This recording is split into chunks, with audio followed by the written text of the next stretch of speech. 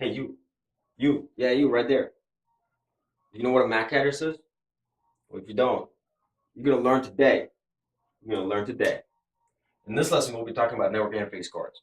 Network interface cards are the network interface card is a component of your computer that lets your computer send data over the network.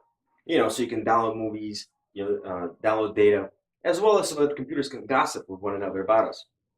Anyway, network interface cards are pretty commoditized now, so that means that there's not really much distinction between them.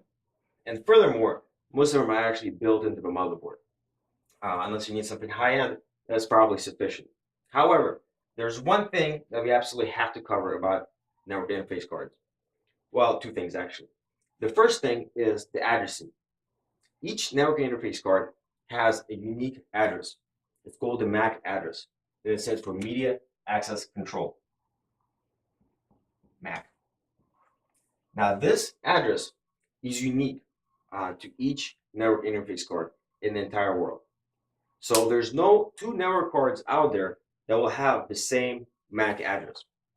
So one question you should be asking yourself now is, wow, that's pretty impressive. All these different manufacturers making network interface cards, how do they manage it? Easy. So the MAC address has, it's a 48-bit address, and we'll get into bits and bytes later. And it's made out of hexadecimal characters. So usually as humans, we count in base 10, right, 0 through 9. In the hex, it's slightly different. You can use 0 through 9 for numbers, and then you can also use A through F for slightly larger values. And so the address is 48 bits, and it's separated into 6 octets. So let's write out a sample MAC address.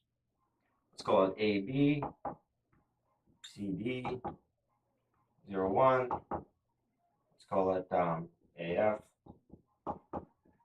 AD, and 02. Why not, right? All right, so this is pretty cool. Check this out.